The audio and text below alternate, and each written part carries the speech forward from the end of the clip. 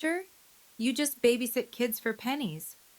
My father said that in front of 40 guests, three cousins I hadn't seen in a decade, and my 4-year-old daughter, who was sitting on my husband's lap.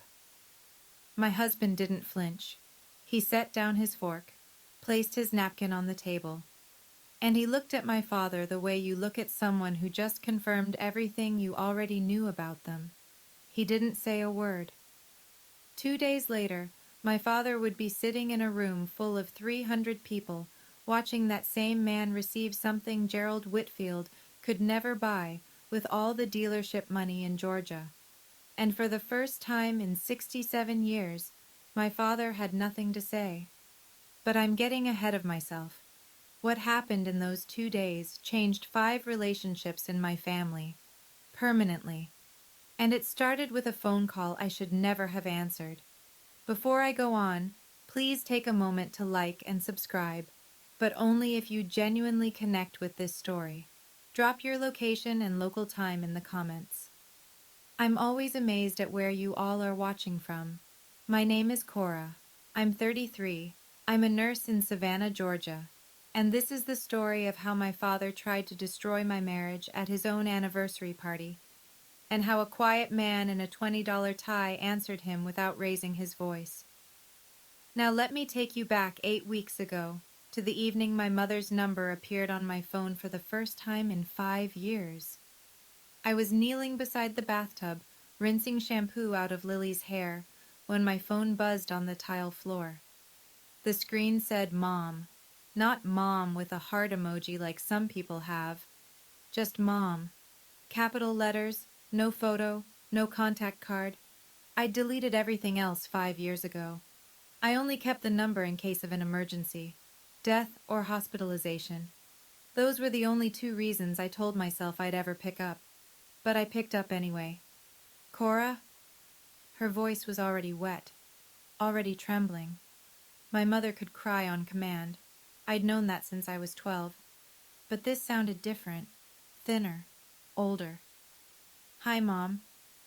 Your father and I, we're having our 45th anniversary. A big gathering, family, friends, the whole neighborhood. I didn't say anything. Lily splashed her rubber duck. He's different, Cora. He asks about you. Last Christmas he sat in Lily's nursery, the room we set up for her when you were pregnant. He just sat there. I closed my eyes.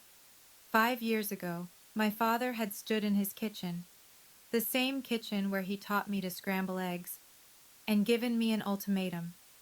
His exact words, "You drop that teacher, or you don't walk through this door again." I chose Nathan. The door slammed. 5 years of silence followed. Now Diane was filling that silence with tears. Lily deserves to know her grandparents. Megan's already talked to your father. Everyone's ready. You're the only one who hasn't come home. There it was, the framing. I was the holdout. I was the problem. I looked at Lily. She was 4 years old and had never met her grandparents. She didn't know their faces, their voices, the smell of my mother's lavender lotion. That was the weakness, and my mother knew exactly where to press. "I'll think about it, Mom." "That's all I'm asking, sweetheart." She hung up. Lily looked at me. "Who was that, Mommy?" I didn't answer right away. Nathan was at the kitchen table grading essays when I came downstairs. Red pen in one hand, mug of cold coffee in the other. He had a stack of 11th grade papers on the Reconstruction era, and he was circling a paragraph with the kind of care most people reserve for legal contracts. "My mom called," I said. He didn't look up right away. He finished his mark, capped the pen, and then gave me his full attention. That was Nathan. He never half listened. "She wants us to come to their 45th anniversary. A big reunion. The whole family." "When?" "Next Saturday." He was quiet for a moment. Not the hesitant kind of quiet, the thinking kind. "If you want to go," he said, "we go. But I need you to know something. I'm not going to pretend to be someone I'm not." "I'd never ask you to." "I know. I'm just saying it out loud." I sat across from him. Between the essay stacks, I noticed a large manila envelope, thick, official-looking, stamped with the Chatham County Board of Education seal. It was already opened, the letter halfway pulled out, then tucked back in like he'd read it and set it aside. "What's that?" I asked. Nathan glanced at it, slid it under a pile of papers. "Nothing urgent. School stuff." I let it go. I had bigger things on my mind. "Lily's never met them," I said. "Not once. She's 4, Nathan. She doesn't even know what a grandparent is." He reached across the table and took my hand. "Then let's give her the chance. That's reason enough." We decided that Friday. Drive up from Savannah, 4 hours to the little town outside Atlanta where I grew up. Stay the weekend. Come back Sunday or Monday. I didn't ask about that envelope. I wish I had. It would have saved me 2 days of thinking my husband didn't care about what my father said to him. The drive took 4 hours and 12 minutes. I know because Lily asked, "Are we there yet?" Exactly 17 times, and I counted every one. My parents' house hadn't changed. Ranch style, red brick, wide front lawn, American flag on the porch post. The same azalea bushes my mother planted when I was in middle school. The same cracked driveway where I learned to ride a bike. Everything frozen in place, like the house had been holding its breath for 5 years, waiting. My mother was at the door before we even parked. She came down the steps fast. Too fast for a 65-year-old woman who claimed her knees were giving out, and wrapped her arms around me. She smelled like lavender and hairspray. She held on for a long time, crying into my shoulder. "Oh, Cora. Oh, my girl." My father stood behind her in the doorway. He was wearing his good khakis and a polo shirt, his version of dressing up. He looked older, thinner in the shoulders. He nodded at Nathan, then extended his hand. Nathan shook it. The handshake lasted maybe 2 seconds. Then Gerald saw Lily. He crouched down, slowly, knees cracking, and opened his arms. "Well, who is this pretty little lady?" Lily looked up at me. I nodded. She walked to him. He picked her up and she giggled, and something inside me softened against my will. Inside, Diane had set out sweet tea and pound cake. The house smelled like lemon cleaner and pot roast. Normal. Safe. Almost. But in the living room, I noticed something. An extra place setting. A chair with a new cushion, a glass of water already poured, positioned right next to where I'd be sitting. "Who's that for?" I asked. Diane's eyes flickered. "Oh, a family friend is stopping by tomorrow." She changed the subject fast. Too fast. That empty chair. I should have paid more attention to it. Friday night. Just the 6 of us. Gerald, Diane, Megan, Nathan, Lily, and me. A small dinner before the big event. Pot roast, mashed potatoes, green beans from a can. The meal my mother had made every Friday since 1985. For the first 20 minutes it almost felt normal. Megan asked about Lily's preschool. Diane fussed over everyone's plates. Gerald carved the roast with the same serrated knife he'd had since I was born. Then he started. "So, Nathan." He didn't look up from his plate. "Still teaching?" The way he said still, like it was a chronic condition. Like Nathan had been diagnosed with something, and everyone was just waiting for the remission. "Yes, sir. 11th grade American history. I also coach the debate team." Gerald chewed, swallowed, wiped his mouth. "You know who I ran into last month? Travis Keller. You remember Travis, Cora?" I felt my spine stiffen. "Vaguely." "Good kid. Just opened his 3rd dealership. BMW. He's not even 40 yet." Gerald was looking at Nathan when he said it, not at me, at Nathan. That's ambition. The table went quiet for a half-beat. Megan reached for the bread basket and said, "This pot roast is amazing, Mom." God bless her for trying. Under the table, I found Nathan's hand. He squeezed mine once. Calm, steady. Gerald wasn't done. "No offense, son. I just worry about my daughter's future." Teachers don't exactly retire rich. Nathan's jaw tightened. Barely, just a flicker. Then it was gone. We're doing fine, Gerald. Thank you. Fine, Gerald repeated, like the word tasted sour. Fine is a low bar. Diane clinked her fork against her glass. Who wants dessert? I made pecan pie. Gerald mentioned Travis twice more before the pie was gone, once about his trip to Italy, once about his lake house. Each time his eyes drifted to Nathan. This wasn't small talk. This was target practice. That night, I lay in my old bedroom staring at the ceiling. The glow-in-the-dark stars I'd stuck up there in 7th grade were still faintly visible. Little green ghosts of a girl who once thought this house was the safest place in the world. Nathan was on the air mattress beside the bed, reading to Lily. "Good night, Moon." She was almost asleep, her small fingers wrapped around his index finger. He did the voices, the quiet old lady whispering, "Hush," and Lily's eyes fluttered shut. He set the book down and looked at me. Neither of us spoke. We didn't need to. I stared at those ceiling stars and thought about what silence would cost.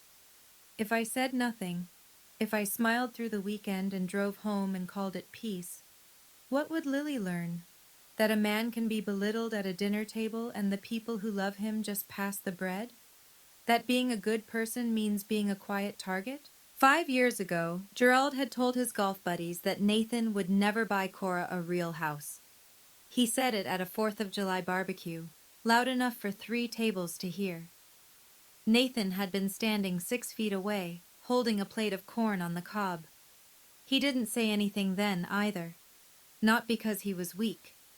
Because he didn't think a man who measured everything in square footage was worth the argument.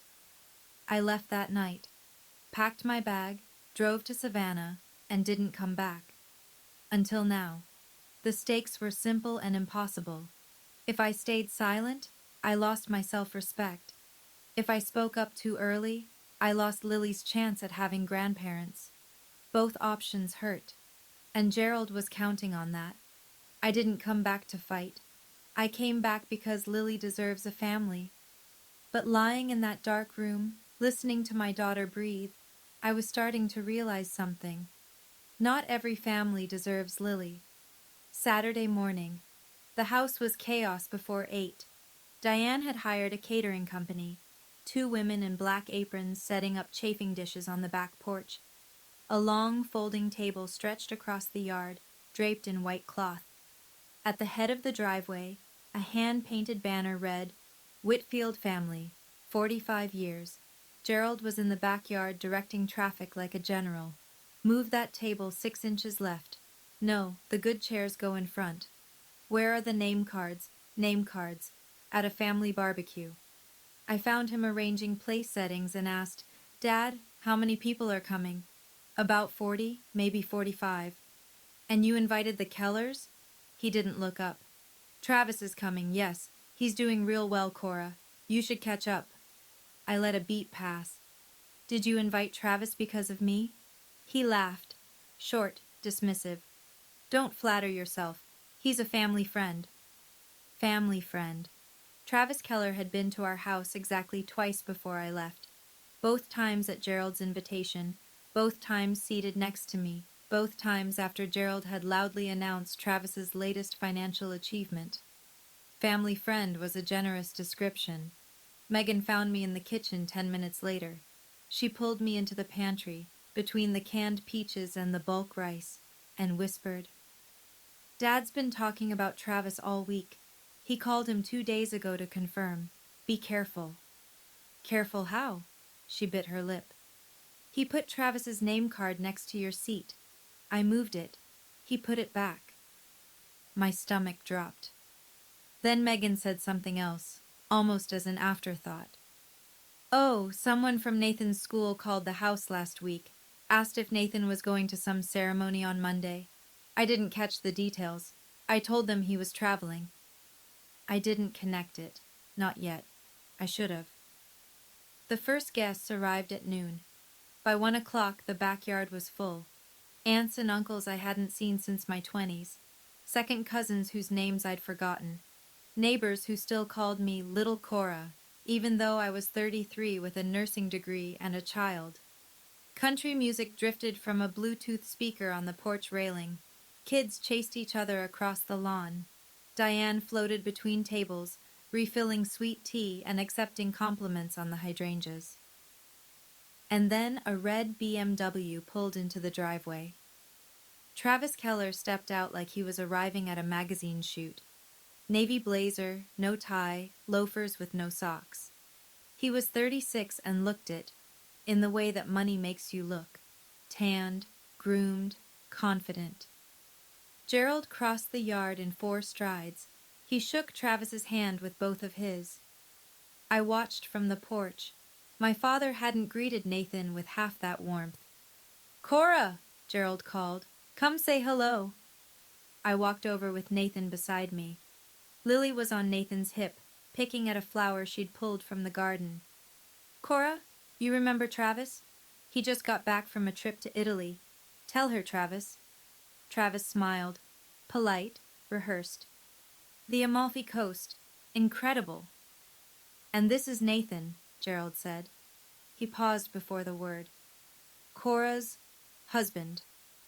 The pause was a scalpel, small and precise. Everyone heard it. Travis extended his hand. Nathan shifted Lily to his other hip and shook it. "Good to meet you," Nathan said. "Likewise," Gerald clapped Travis on the shoulder. "Travis, tell them about the new showroom." "Just opened in Buckhead, 12,000 square feet. See?" Gerald beamed at the table. "That's ambition." Nathan said nothing. He adjusted Lily's sandal strap and kissed the top of her head. My father was performing, and we were all supposed to be his audience. The insult came during the main course. Gerald stood at the head of the table, tapping his glass with a butter knife. 40-something people turned to look. He thanked everyone for coming. He thanked Diane for 45 years. He thanked God, the caterer, the weather. He was good at this, the public performance of a family man. Then he turned to our end of the table. His eyes landed on Nathan like a searchlight. "Nathan, why don't you tell everyone what you do?" It wasn't a question. It was a setup. I could feel it the way you feel thunder before you hear it. Nathan set his fork down gently. "I'm a high school history teacher, in Savannah." Gerald tilted his head. Let the silence cook for a beat. "A teacher?" He let out a half laugh. Not quite a sneer, not quite a joke. Worse, something in between. "You just babysit kids for pennies." The yard went silent. 40 people. The clink of ice in someone's glass. A mockingbird in the oak tree. The Bluetooth speaker between songs. Nathan placed his napkin beside his plate. He looked at my father. Not with anger, not with hurt, with recognition. The look of a man who just had a suspicion confirmed. He said nothing. Lily was on his lap. She looked up at him with her big brown eyes. "Daddy, why is Grandpa laughing?" My chest cracked open. Right there at the table, something broke that I didn't know could still break. Not because of what Gerald said to Nathan. Nathan could handle Gerald. But Lily heard it. My 4-year-old heard her grandfather call her father worthless, and she didn't understand why the adults were frozen, and she didn't understand the silence, and she asked the only honest question anyone at that table had the courage to ask. That was my limit. 3 seconds of silence, maybe 4. It felt like 30. Aunt Ruth looked down at her potato salad like it held the secret to time travel. Uncle Jim cleared his throat. Diane reached for her glass and missed it by an inch. I opened my mouth. My voice came out steadier than I expected. "Dad, Nathan is the hardest working person I know. You owe him an apology." Gerald didn't blink. "I'm just stating facts, Cora. I didn't get where I am by being sensitive." "This isn't about being sensitive. This is about basic decency." He waved his hand, the same hand gesture he used to dismiss salespeople at his dealership. "Lighten up. It was a joke." Diane stood. "Let's not ruin the party. Gerald, come help me with dessert. She was already walking toward the kitchen, her heels clicking on the patio stones, pulling the disaster behind her like a curtain. No one moved. Travis sat 2 chairs away, swirling his wine, studying the label like it was the most fascinating thing he'd ever read. Not one person at that table said a word in Nathan's defense. Not one. Gerald straightened his collar. No offense, Nathan, but in this family, we build things. We don't babysit. Nathan looked at him for one more second. Then he turned to Lily. Hey, sweetheart. His voice was soft, warm, completely unchanged. You want to go see the fireflies in the yard? Lily's face lit up. Yes! He lifted her off his lap, took her hand, and they walked across the lawn together, past the banner that read Whitfield Family, 45 years, past the catering table, past the 40 guests who watched them go and then turned back to their plates as if nothing had happened. That was the moment I realized this family didn't just fail to protect us. They participated. I wanted to leave that night. I told Nathan while Lily slept between us on the air mattress, her small chest rising and falling like a metronome. My voice was a whisper, but the anger wasn't. We're leaving tomorrow morning. First thing. I'm done. Nathan propped himself on his elbow. In the dark, I could only see the outline of his face. I need to ask you something, he said. Can we stay until Monday? I almost laughed. Monday? Why would you want to spend one more minute in this house? We won't be in this house. We'll be in Savannah. He reached over to his bag on the floor and pulled out the manila envelope, the one from the kitchen table back home, the one stamped with the Chatham County Board of Education seal, the one I saw and didn't ask about. He handed it to me. I opened it in the faint light from the window. A formal letter, embossed letterhead, words I had to read twice to believe. Teacher of the Year? Chatham County. The ceremony is Monday afternoon at the Civic Center. I stared at him. Nathan, when did you find out? 3 weeks ago. 3 weeks. And you didn't tell me? He was quiet. Then, I didn't want you to think I was trying to prove something to your father. That's not what this is about. It was never about him. Then what is it about? My students wrote letters. My principal said they've been planning this for months. I wasn't going to go. But Marcus, you remember Marcus Hall? He called me yesterday and said he's flying in from Atlanta to speak. I held the letter against my chest in the dark. My husband had been carrying this in his bag the entire trip and hadn't said a word. Not when Gerald called him a babysitter, not when 40 people looked away. He didn't need Gerald's approval. He never had. Sunday morning. Megan texted me at 7. Coffee? That place on Main? I left Nathan and Lily asleep and drove to a small diner 2 blocks from the house. Megan was already in a corner booth, hands wrapped around a mug, looking like she hadn't slept. I need to tell you something, she said before I sat down. Okay. Dad planned this, all of it. I slid into the booth.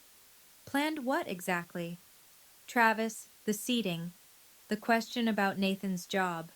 She lowered her voice. 2 weeks before the reunion, Dad called Travis directly. I was in the hallway. He said, and I'm quoting, I want you there, sitting next to Cora, so she can see what she could have had. I let that land. There's more, Megan said. He told people, Mrs. Patterson, the Hendersons, the Lyles, that you and Nathan were having problems, that you were probably getting a divorce soon. He said it like it was fact. That's a lie. We're not having any problems.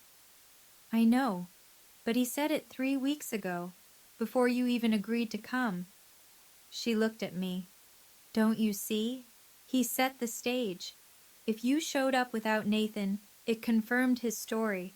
If you showed up with Nathan, he'd embarrass him until you wished you hadn't.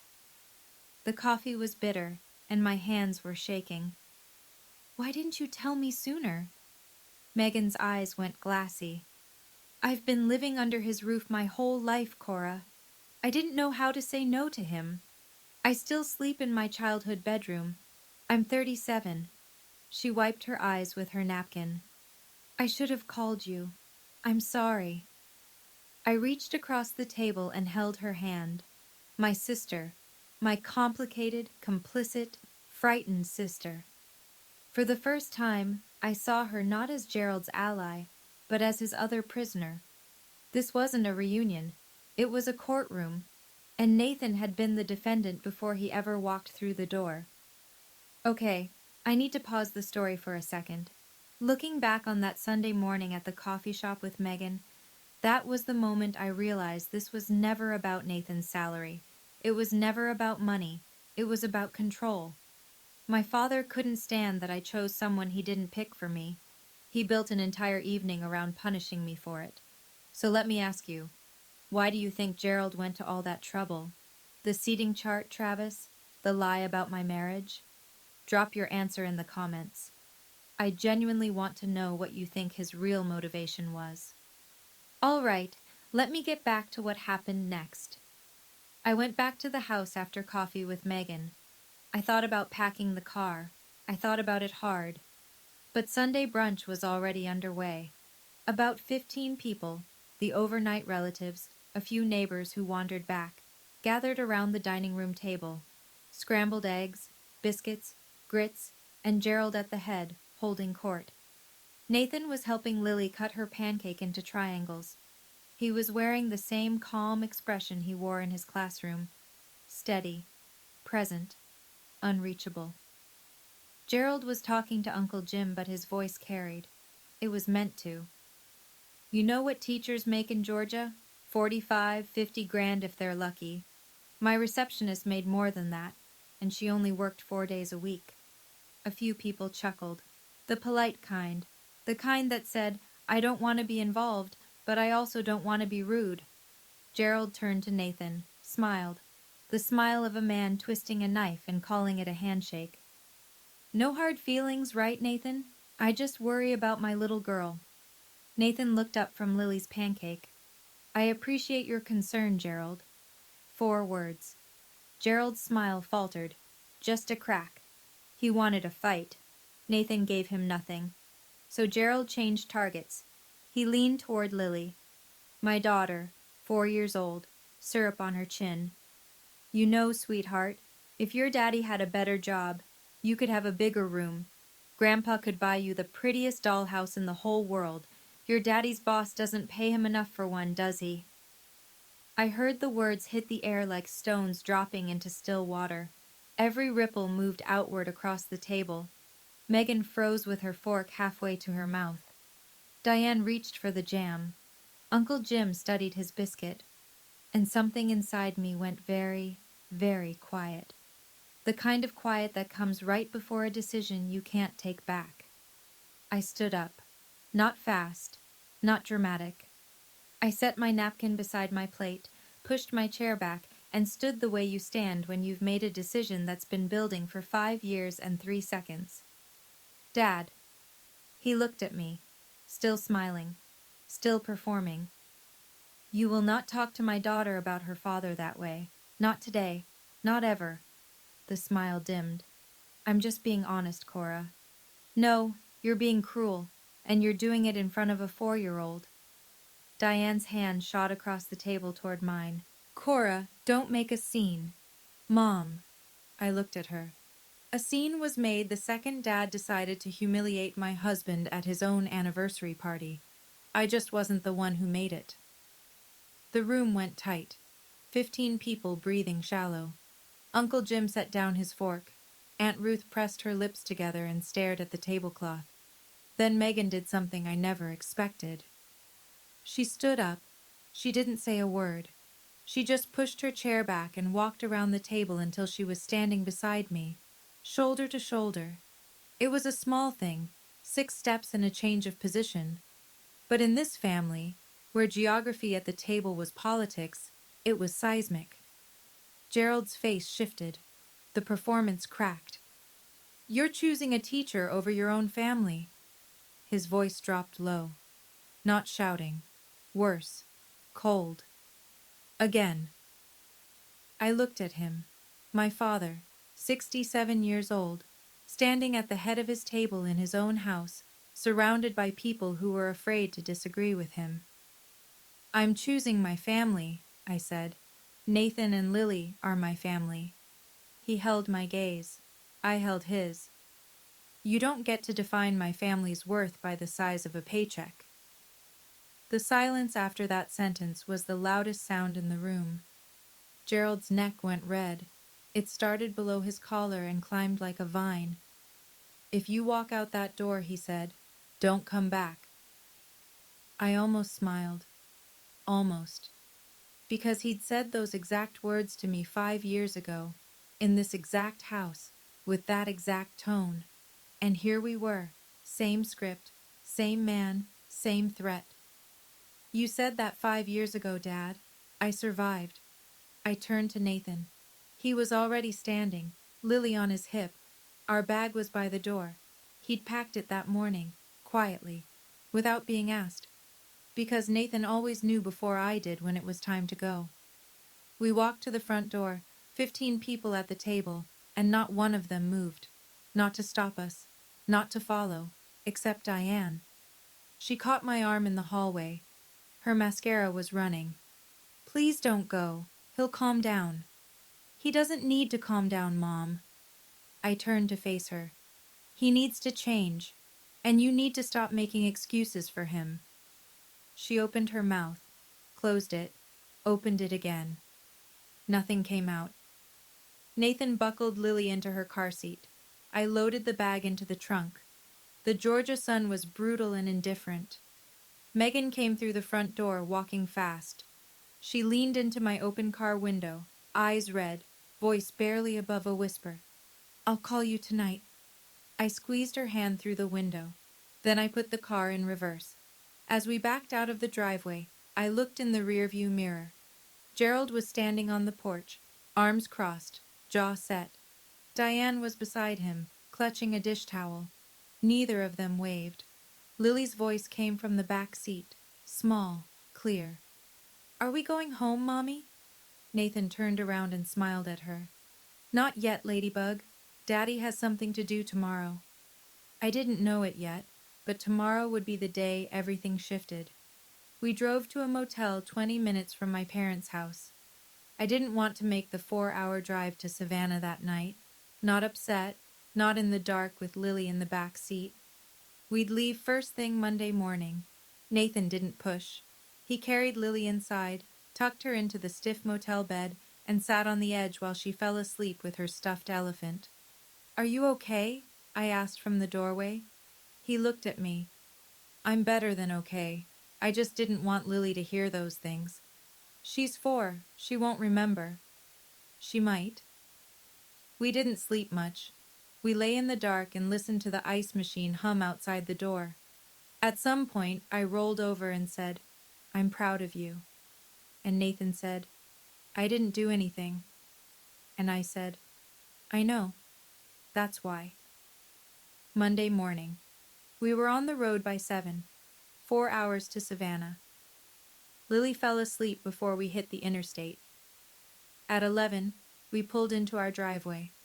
Nathan showered, put on his good shirt, the white Oxford he wore to parent-teacher conferences, a navy tie, the $20 tie I bought him at Marshall's 3 Christmases ago. I put on a sundress. Lily wore her yellow flower dress. Nathan called Principal Dawson to confirm. Nathan, the auditorium is packed, Dawson said through the speakerphone. Your students have been rehearsing their letters all weekend. Half the county is here. Nathan straightened his tie in the hallway mirror. His hands were steady. My phone buzzed. A text from Megan. I told Dad there's an event in Savannah this afternoon, related to Nathan. I told him he should come. He's still at the hotel. He said yes. My heart hammered. He doesn't know what it is? No, he thinks it'll prove him right. I set the phone down. My hands were shaking, but not from fear. The Chatham County Civic Center was built in the 70s and still smelled like old carpet and ambition, but today it was transformed. A banner across the stage read, Chatham County, Teacher of the Year, 2026. Rows of folding chairs filled the auditorium. More than 300 people, teachers in their professional best, parents with programs in their laps, students fidgeting, whispering, holding handmade signs. Nathan walked in through the side entrance. Principal Dawson met him with a handshake and a lapel pin. I took Lily to the third row. Good seats, close enough to see his face. The ceremony opened with the Pledge of Allegiance. Then Superintendent Martha Collins stepped to the podium. She was a tall woman with reading glasses on a chain, and the kind of voice that made you sit up straighter. Every year, she began, we recognize one educator who represents the best of what this profession can be. Not the flashiest, not the loudest, but the one whose impact is measured in lives changed. I scanned the auditorium. 3 rows behind me, on the left side, I saw them. Gerald, Diane, sitting in folding chairs like everyone else. Gerald was wearing his polo shirt from the reunion. He hadn't brought other clothes. Diane had her purse on her lap, clutched tight. They looked out of place, uncomfortable, like people who had walked into a room expecting one thing and sensing something else entirely. This year's recipient, Superintendent Collins continued, has given 12 years to public education. He has coached debate teams to state championships. He has volunteered hundreds of hours mentoring at-risk youth in our community. And in the words of one former student, she paused, adjusted her glasses. He is the only reason I'm alive today. She turned toward the wings of the stage. Please welcome Mr. Nathan Brennan. The auditorium erupted. 300 people stood. Lily bounced on my lap and yelled, "That's my daddy!" And 3 rows back, Gerald Whitfield did not move. Nathan took the stage the way he entered every classroom, without fanfare. He adjusted the microphone. He looked out at the crowd. He found me in the 3rd row and gave me the smallest nod. But before he could speak, Superintendent Collins announced the student tributes. The first voice belonged to Dr. Marcus Hall, 28 years old, white coat ceremony behind him, residency ahead of him. He walked to the podium with a folded piece of paper and hands that shook. When I was 16, Marcus said, I was sleeping in my car. The auditorium went still. My mom was gone. No family, no address. I showed up to school every day because it was warm and because Mr. Brennan never asked me why my clothes smelled like motor oil. He unfolded the paper. His voice cracked. He found out I was homeless. He didn't report me to some office. He drove me to school every morning for a year. He paid for my AP exam fees out of his own pocket. He co-signed my college application fee waiver, and when I got into Emory, when I stood there in my white coat last year, he was the only adult in the front row. Marcus stopped, wiped his eyes. 300 people were silent. I'm a doctor today because a teacher believed in me when nobody else did. The applause came in waves. People were crying. The woman next to me handed me a tissue and I realized I needed one. Then Jamie Ostrowski, 24, first-generation college graduate, now a young attorney in Macon, stepped up. Mr. Brennan taught me that history isn't about memorizing dates. It's about understanding why people make the choices they do. He changed how I see the world. I turned around. I had to see. Gerald sat rigid. His hands were clenched on his thighs. Diane was pressing a handkerchief to her face. Not performing this time, just crying. Gerald's mouth was a thin line. His eyes were locked on the man standing on that stage, the man he'd called a babysitter 2 days ago. And for the first time, he was seeing Nathan through 300 pairs of eyes that weren't his own. Nathan stepped to the microphone. He didn't have a prepared speech, no cards, no notes, just his hands resting lightly on the podium like he was about to start a Monday morning lesson. I'm not good at speeches, he said. A few people laughed softly. But I want to say something. He paused. Someone told me recently that what I do is babysitting for pennies. A ripple of quiet laughter. They thought it was a joke, a self-deprecating opener. Nathan let it settle. And I thought about that. I thought about it all weekend. The laughter faded. Something in his voice told them this wasn't a punchline. Here's what I realized. They were right about one thing. I don't do this for the money. I never did.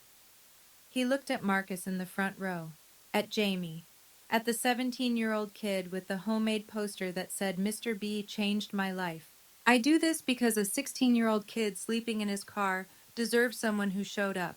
I do this because every child in my classroom deserves to know that their potential isn't measured by their parents' bank account. He paused. The auditorium was so quiet I could hear the air conditioning hum.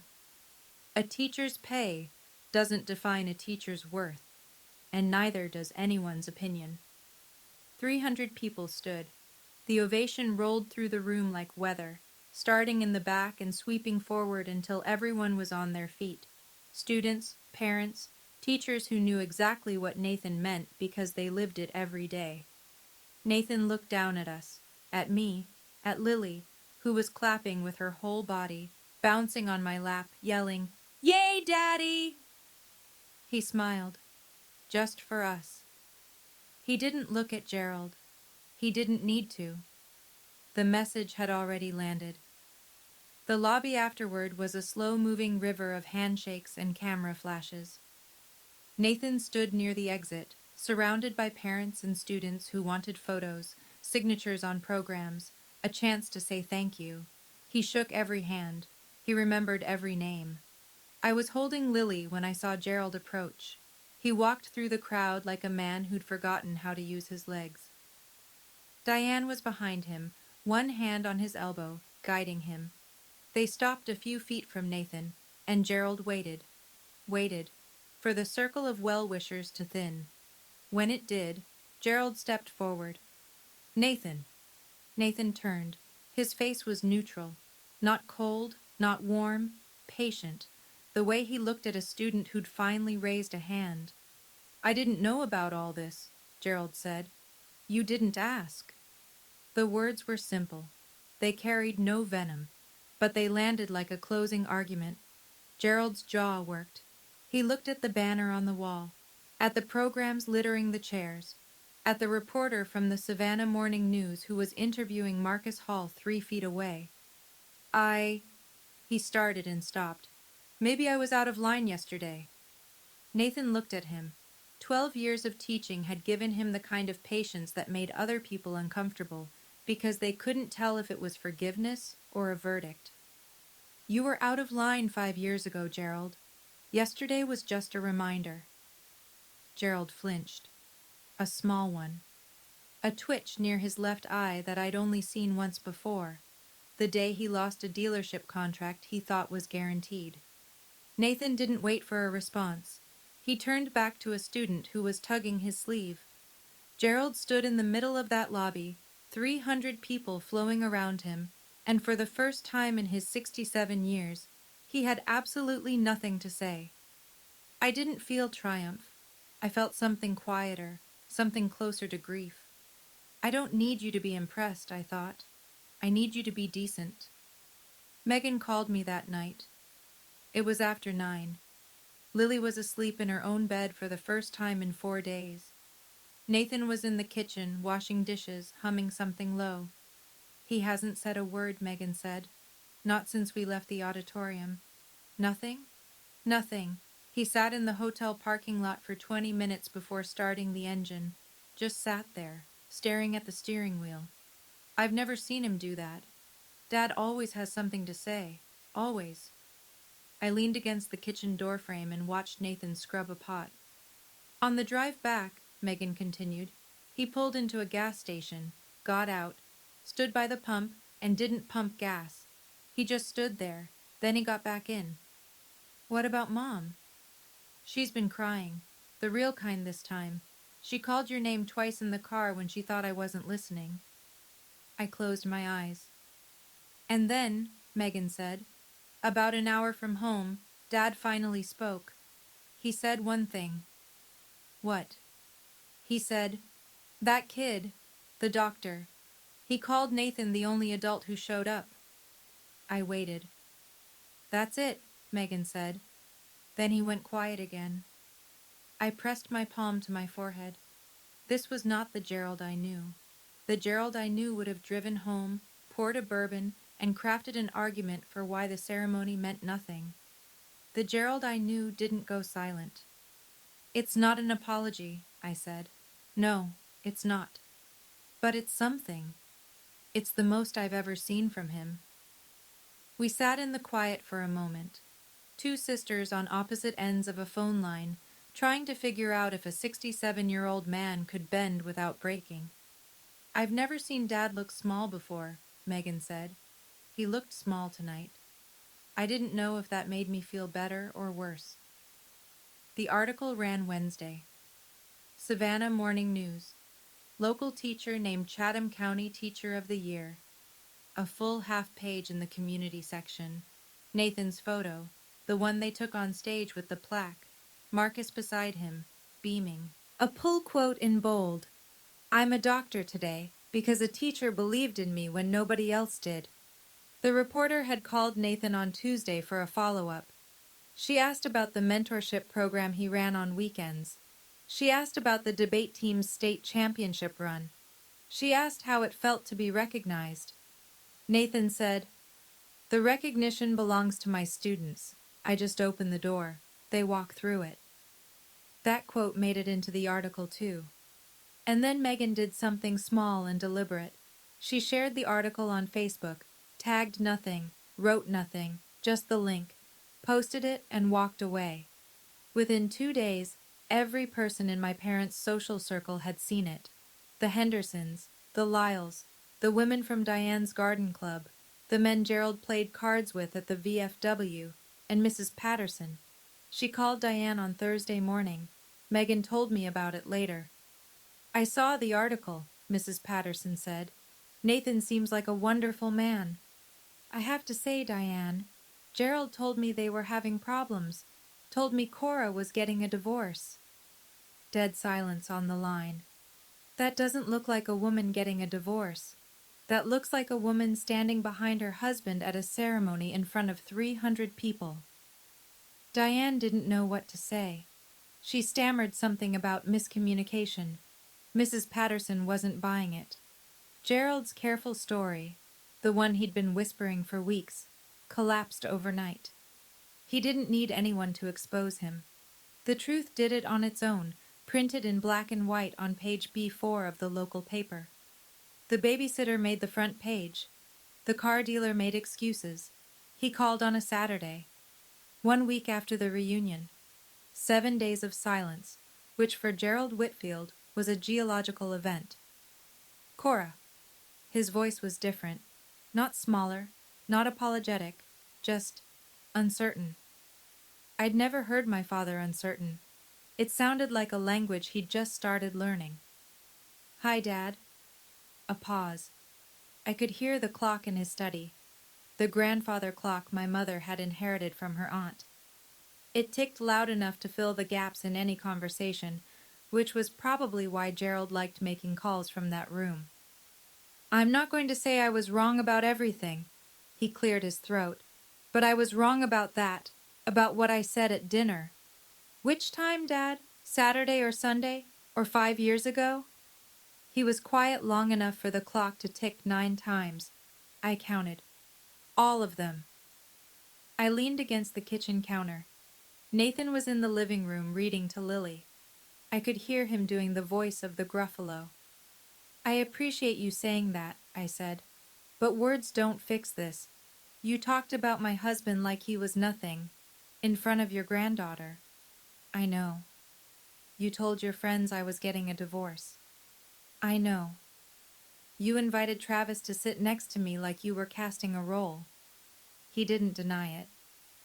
If you want a relationship with Lily, I said, it starts with respecting her father, not tolerating him, respecting him.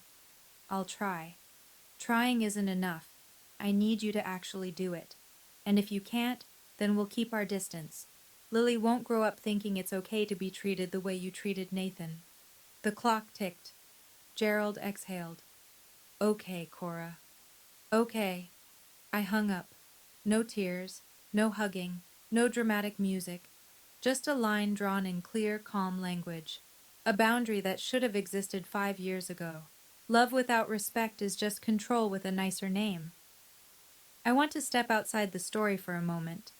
When my father said, "I'll try," part of me wanted to believe him. But I've been here before.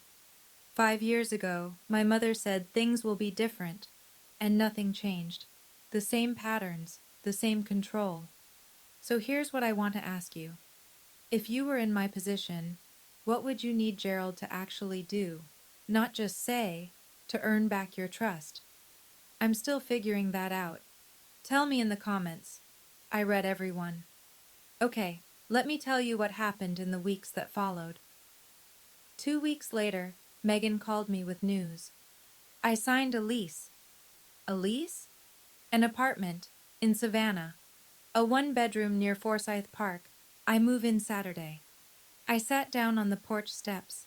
My sister, who had lived under Gerald Whitfield's roof for 37 years, who had slept in her childhood bedroom through college and graduate school and 2 failed relationships, who had asked our father's permission to buy a car at age 34, had signed a lease on her own apartment.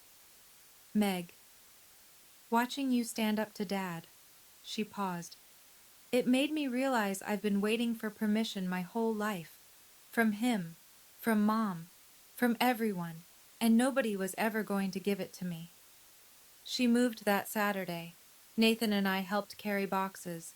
Lily helped by sitting in an empty moving box and pretending it was a spaceship.